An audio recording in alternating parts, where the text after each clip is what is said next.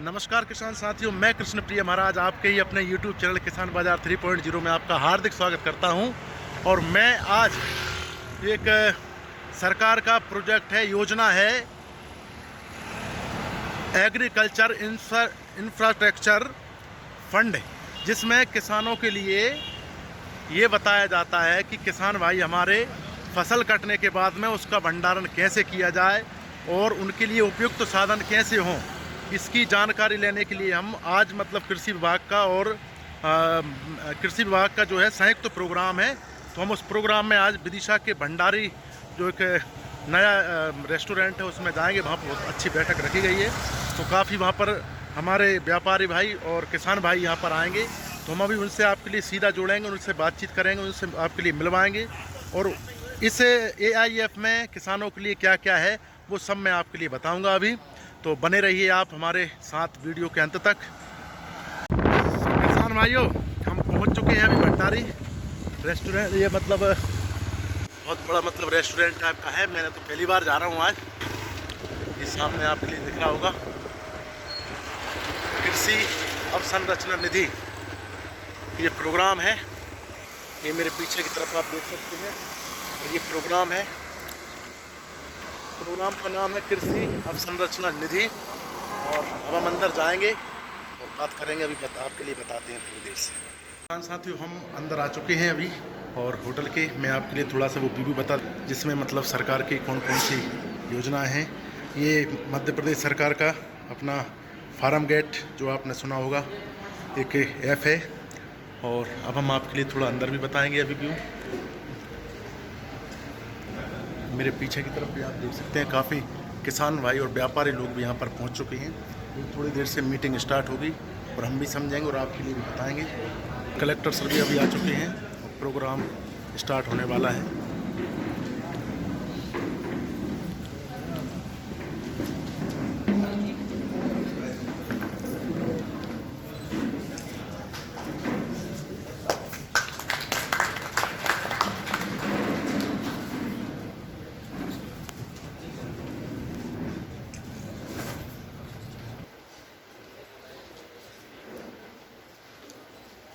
Collector sir Shri Umashankar Bhargava जी का स्वागत करें।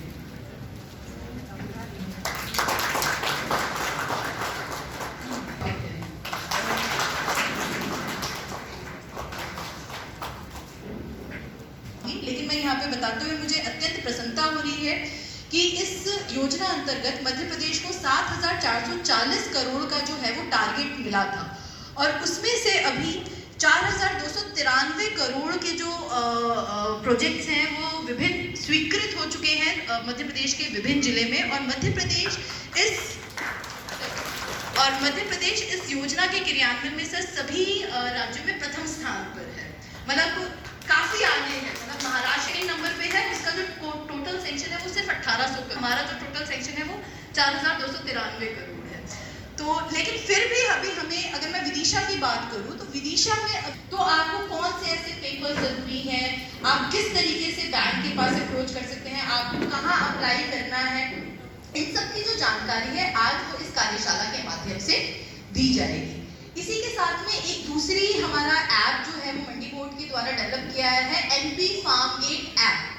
इसके बारे में भी हमारे कृषक बंधुओं को इस कार्यशाला के द्वारा बताया जाएगा, जिसमें कि हम सब लोगों के बीच में पधारे जिले के दंडाधिकारी एवं कलेक्टर माननीय श्री उमाशंकर जी भार्गव साहब।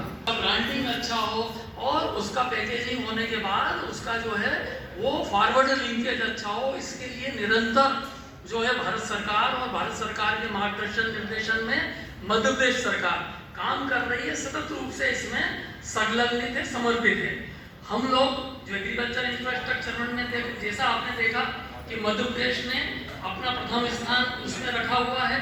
ये 3 जो भी इंडस्ट्रियलिस्ट, जो भी इंटरप्रेन्योर इंफ्रास्ट्रक्चर के क्षेत्र में काम करते हैं, प्रोसेसिंग के क्षेत्र में काम करते हैं, या आज के हमारे इस कार्यक्रम के मुख्य अतिथि श्री उमाशंकर भार्गव सर का कि वे आए और हमारे आज के प्रतिभागियों का मार्गदर्शन करें। प्लीज।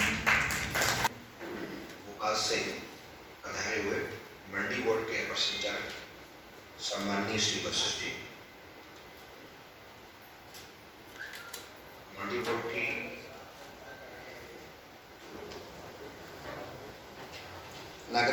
अपने घर में जहाँ जहाँ उपार्जन होता है, मुझे थोड़ा सा एक रुचि एग्रीकल्चर के बारे में भी, उससे जुड़ी चीज़ों के बारे में भी। मैं एक अनुरोध आपसे करना चाहूँगा, बहुत ही प्रगतिशील किसान है, लेकिन विदिशा के किसान भी कम नहीं है। विदिशा में भी हमारे किसान भाई बहुत ही प्रगतिशील है। इंदौर में हमेशा ऐसा कोई एरिया नहीं है जहाँ पर वो एक साल में 3 फसल नहीं लेते। मेरा अनुभव है, जब मैं मंडी में था, तो ये भी देखिएगा, एक जो एग्रीकल्चर इंफ्रास्ट्रक्चर पर एक ये बहुत बड़ा मौका हमको आपको सबको दिया है, इतने सारी चीजें करने। यहाँ पर मेरा एक आपसे अनुरोध है कि विदिशा में अभी भी वशिष्ठ जी अभी भी थोड़ी सी पारंपरिक खेती। सो किसान साथी, अभी हमारे विदिशा के माननीय कलेक्टर महोदय अभी किसानों के लिए समझा रहे हैं। इसके बाद में सबके लिए खाने का इंतज़ाम भी यहाँ पर कर सकते हैं। वो मतलब प्रोग्राम समाप्त होने के बाद में यहाँ पर सब लोग खाना खाएंगे और हम थोड़ा सा देख भी लेते हैं क्या क्या यहाँ पर किसानों के लिए बना है। ये होटल है भंडारी पैलेस, आप देख सकते हैं इसके लिए। और मैं हूँ, अंदर प्रोग्राम चल रहा है, मैं वहाँ जाऊँगा अभी हाल। और भी माननीय जो भाषण, मेरा स्वास्थ्य ठीक नहीं है अभी, लेकिन आ गया, क्या करें। संबंधित के पास इतना पैसा होता तो वो खुद के पैसे से क्यों तैयार नहीं करता? बिल्कुल सही बात है, बिल्कुल सही बात है। तो वास्तविकता ये है कि कहने के लिए बहुत सारी चीजें हैं, लेकिन जब बैंकों में जाते हैं तो बैंक वाले काफी चक्कर लगवाते हैं। ये सारे लोगों की समस्याएं हैं। हो सकता है कोई बता ना पा रहा हो, लेकिन बैंक सबसे बड़ी समस्या है। सरकार की जितनी भी योजनाएं चल रही है, मैं एक जनप्रतिनिधि हूँ, मैं नटेरा पूर्व जनपद अध्यक्ष रहा हूँ। सरकार की तमाम प्रकार की योजनाएं चल रही हैं, उसमें बैंकों का अहम रोल है। और जहाँ तक बैंकों को में अगर थोड़ी सी शिथिलता कर दी जाए तो संभवतः जो योजना है वो जमीन पर काफी मात्रा में क्रियान्वयन है। बहुत बढ़िया साहब का प्रश्न था। Thank you. हाँ, मैं अब इसका तालियां तो बनती है, तालियां तो खुल के बनती है, बिल्कुल उसमें कंजूसी नहीं करनी चाहिए। कम से कम वो इतने सजग हैं, उनको पता है कि उनके साथ जो समस्या है वो उसको इस प्लेटफॉर्म पे रखने की हिम्मत दिखा रहे हैं। साहब, आप AIF योजना से जुड़े क्या? कृषि अवसंरचना कोष योजना से? माइक वापस दे दें। जो आपने निर्माण किया उसके माध्यम से, जी मैडम। तो आपने मोर्टगेज रखा है उसके अंदर? जी। कितने पहले आपने सेंक्शन करवाया था अपना प्रोजेक्ट? 79 लाख का था मैडम। अच्छा, नहीं मतलब मेरे कहने का मतलब है किस वर्ष आपने सेंक्शन कराया था? 2021-22 में। मतलब आपने शुरू में करा दिया? जी। अच्छा, कौन से बैंक के माध्यम से कराया आपने? SBI के माध्यम से। आपका इंटरेस्ट सबवेंशन का कुछ पैसा आया है अभी? आया। इस बात पे भी ताली मारिए, आया है इंटरेस्ट सबवेंशन का? 2,67,000 रुपए आए। ये देखिए, 2,67,000 रुपए आ गए। अच्छी बात बता नहीं रहे, सिर्फ खराब बात बता रहे हैं, अच्छी बात भी तो बताइए उन्हें। आया ना? आया, वो खुद लाभ लेके बैठे हैं। क्या होता है जब कोई वो विगत लगभग उनके वेयरहाउस में पिछले 3 महीने से काम चल रहा है। ओके। अब मेरे को ये तो जानकारी नहीं किस बैंक से वो लोन करा रहा है। ओके। अभी बता रहे थे कि भाई साहब बैंक वाले 25 लाख रुपए की FD मांग रहे हैं, तभी लोन सैंक्शन होगा। अब मैडम 3 दिन बचे हैं, अगर मार्च तक उनका वो नहीं हो पाता। AIF योजना के माध्यम से ही उनका है क्या? उन्होंने अप्लाई किया है? जी। उनसे बोले कि मुझसे संपर्क करें, कौन सा बैंक है वो अपन मुझसे बात करें। Thank you. ठीक है। क्या होता है जो है वो मैडम को दे दीजिएगा, है ना? मैडम से हाँ, मैं आपके ब्रांच मैनेजर से बात करूँ।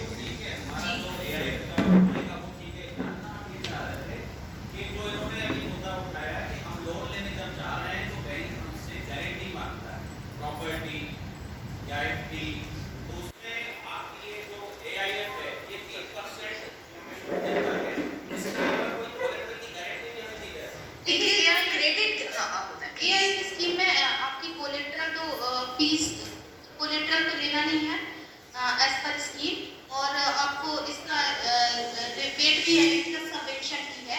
लेकिन एक जो बैंकर्स का सभी लोग रेज कर रहे हैं कि वो कोलेट्रल का बोलते हैं, उनको मन में क्या है ना, सभी को ये कि वो अपना लोन सिक्योर करना चाहते हैं। मैं ब्रांच मैनेजर नहीं हूँ, बट सबके मन में ये डाउट होता है कि भाई इन्होंने लोन, तो उनके उस पॉइंट ऑफ व्यू से देखो तो वो भी गलत नहीं है, राइट? वो ठीक है, मैं मान रही हूँ, मैं तो ब्रांच मैनेजर भी नहीं हूँ, उस ब्रांच में नहीं हूँ, लेकिन फिर भी एक्चुअली क्या है, रिकवरी का तो सबका इशू है ना। रिकवरी का इशू है वो तो आपका इशू रहेगा, लेकिन उनका क्वेश्चन ठीक है। देखिए, क्रेडिट गारंटी जो है वो भारत सरकार का है, बैंक्स को नहीं लेना चाहिए। रूल्स यही होता है। आप जैसे लोग ही हमारे, हाँ बताएं शर्मा जी को माइक। शर्मा जी हमारे नोडल अधिकारी कृषि विभाग से। देखो इसमें क्या है, इस स्कीम में 2 फायदे हैं। एक तो 3% इंटरेस्ट का है, दूसरा कोलेटरल गारंटी का है। तो उसकी फीस लगती है जो 1.5-2% तक होती है, वो भारत सरकार देती है। हो सकता है बैंक पहले ले ले, हर साल वो वापस कर देते हैं। लेकिन आप कह रहे हैं कोलेटर नहीं लेना, तो वो CGTM से कवर होता है, इसलिए कोलेटर की जरूरत नहीं है। और CGTM में 70% तक कवर होता है, तो इसमें कोलेटर लेने की देखिए अब ये उनका भी प्रश्न गलत नहीं है, लेकिन अगर हम स्कीम की बात करें तो स्कीम गाइडलाइन के हिसाब है, उसके लिए भी जो नाबार्ड हमारी स्कीम, नाबार्ड जो है वो सब्सिडी देती है, तो आप AIF भी ले सकते हैं और नाबार्ड की सब्सिडी का भी लाभ ले सकते हैं। Next please.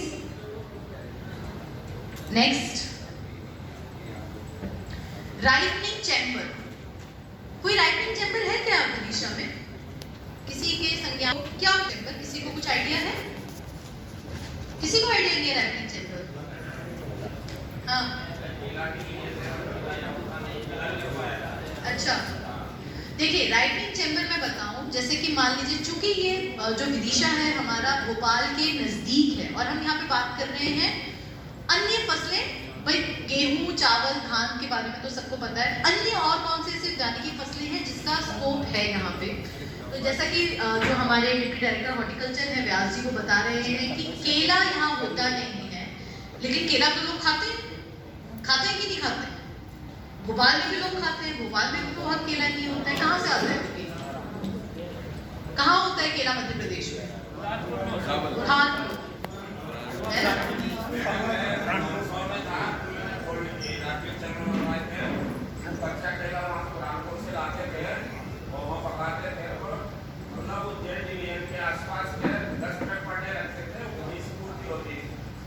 समझ आई बात किसी को क्या बोला व्यास जी?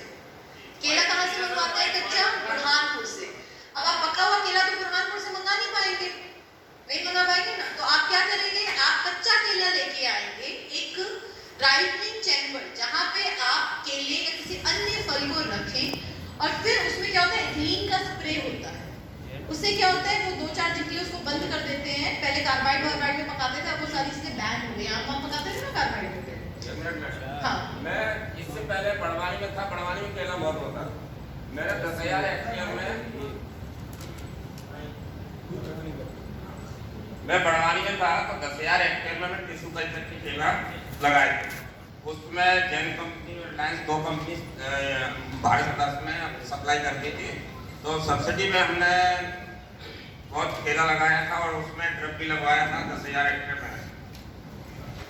तो केला हमने देखा, वहाँ का जो केला होता था, जो हमारे गरीब व्यापारी थे, तो अपने यहाँ जो कच्चे मकान बने रहते हैं गाँव में, ठीक है ना, कच्चे मकान, तो उनने मकान में क्या किया कि बांस की बल्ली लगाई, बांस की बल्ली लगाई, उनमें लंबू काट के ऊपर उसमें लगाते थे, ठीक है ना, और उसमें कारवाट से पका रहे थे।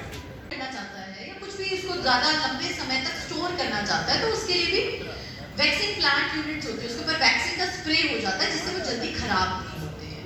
तो इस तरीके की जो यूनिट्स हैं उसके लिए भी जो है वो AIF योजना का लाभ ले सकता है। नेक्स्ट, सॉर्टिंग एवं ग्रेडिंग इकाई। मुझे लगता है इसकी जो है वो आवश्यकता विदिशा जिले में, हालांकि मैं जानती हूँ बहुत सारे सॉर्टिंग ग्रेडिंग यूनिट्स यहाँ ऑलरेडी खुल गई हैं। कोई है यहाँ पे जिसकी सॉर्टिंग ग्रेडिंग यूनिट हो? 1 2 3, अच्छा हाँ अभी इन्होंने बताया, तो नुकसान बताया ना, लेकिन नुकसान होगा नहीं। हाँ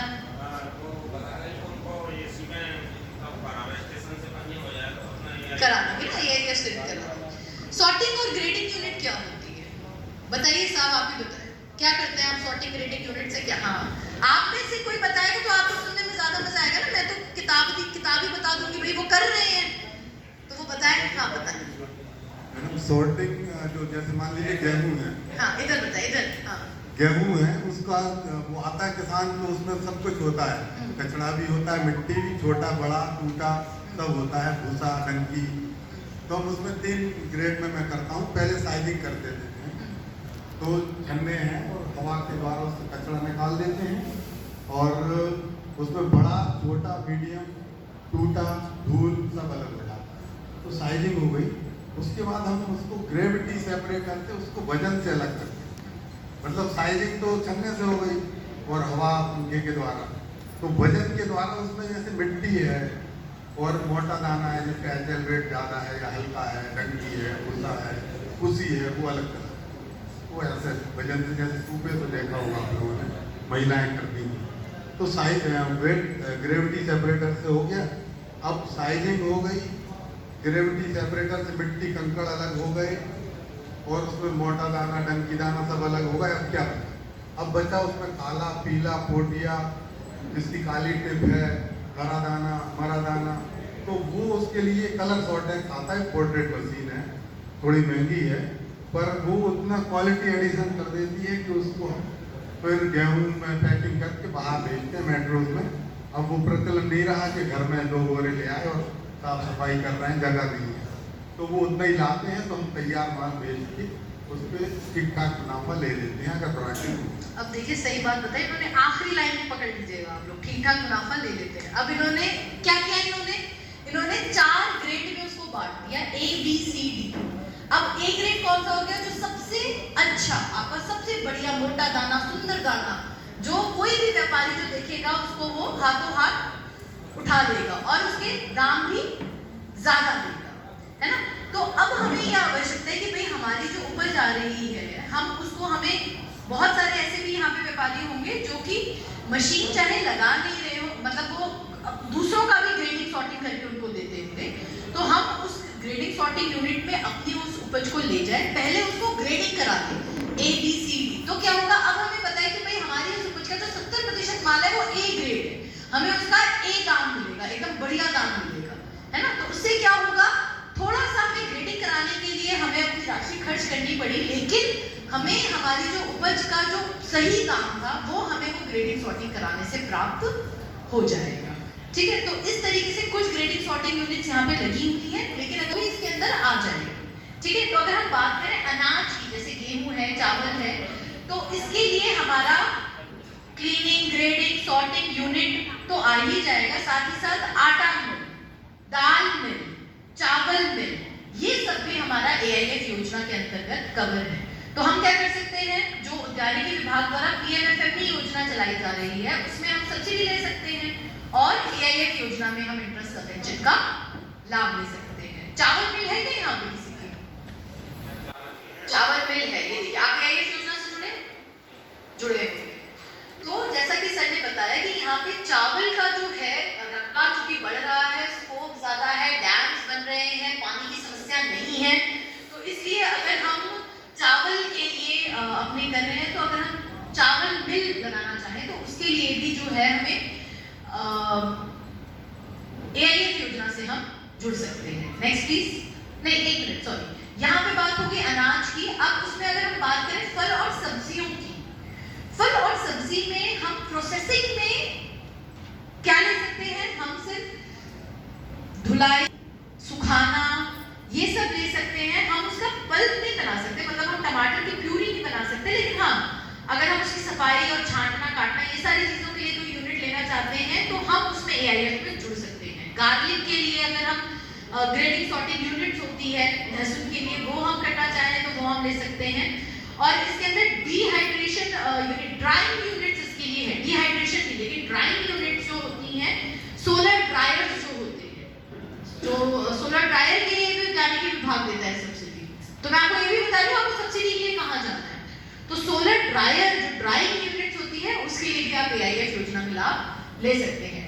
ऑयल सो प्रोग्राम अंदर चल रहा है और मैं मतलब प्रोग्राम के बीच में से अभी बाहर आ गया हूँ, क्योंकि वहाँ पे बहुत टाइम लग रहा था, तो मेरा सर दर्द हो रहा है अभी।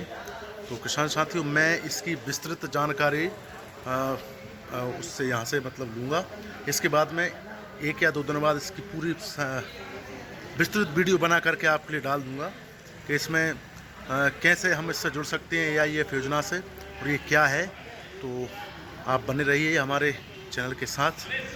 पैलेस, भंडारी पैलेस, और यहाँ पर बहुत ही शानदार पेड़ पौधे भी लगे हैं।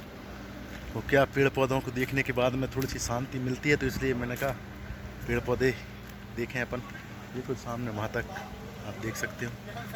सो अब खाने का टाइम आ चुका है और अब हम खाना भी खाएंगे। अभी देखते हैं क्या क्या बना है और क्या क्या है मतलब मेनू में रखे गए हैं।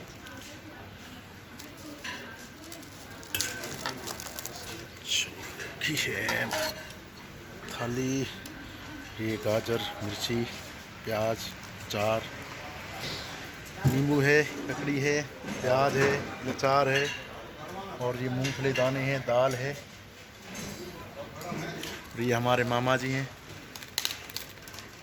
फाइनली अब थाली लगा ली है और इसके बाद खाना खाने के बाद जब हम निकलेंगे तब भी वो आपके लिए भी बताएंगे। ये रोटी है, चावल है, दाल है, पनीर है, अचार है, नींबू है।